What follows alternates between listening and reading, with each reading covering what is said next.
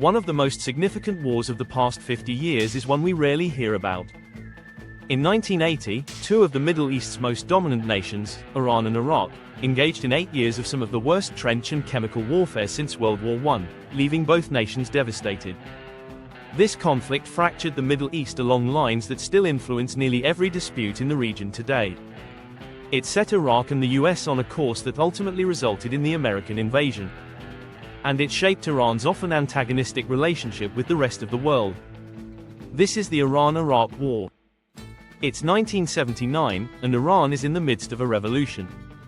Crowd chanting. The country is emerging from decades of being ruled by the Shah, a monarch that the US and UK had installed in the 1950s after secretly toppling Iran's democratically elected leader. After years of the Shah's corrupt and autocratic rule, a massive uprising violently overthrows him, forming what becomes an Islamic republic, led by an Ayatollah named Ruhollah Khomeini. Soft dramatic music, Khomeini, along with a group of Shia religious scholars, seeks to impose fundamentalist rule on the country and is hostile to both Western powers and the neighboring Soviet Union. They establish a military force called the Islamic Revolutionary Guard to safeguard their hold on the revolution and to suppress other groups that helped overthrow the Shah.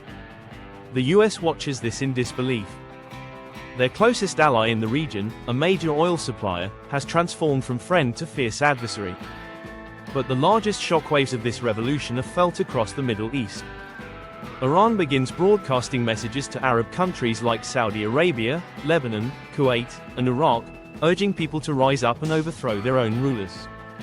They attempt to spread their revolution to neighboring countries to gain new allies in the region.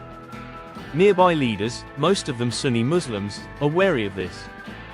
The king of Saudi Arabia fears being overthrown just as the Shah was. Meanwhile, in Iraq, Saddam Hussein sees this Shia religious revolution on his eastern border and worries that the Shia majority he governs will rise against him as well. But he also views this as an opportunity. Iran and Iraq have long fought over this border region. This waterway is a vital route to the Persian Gulf, where both nations export their oil to the world. In a treaty signed in 1975, Saddam relinquished full control of this waterway and access to oil-rich regions now under Iranian control. Saddam despises this agreement and is considering reclaiming the waterway by force. The Iranian Revolution has left the country weakened and divided. Khomeini and his Revolutionary Guard are still battling other political factions for dominance. The Iranian military, once funded and trained by the United States, is now frail, with its leadership jailed or executed after the revolution. Normally, Iran's military could overpower Iraq, but perhaps no longer. Saddam sees this as a chance to weaken a major rival.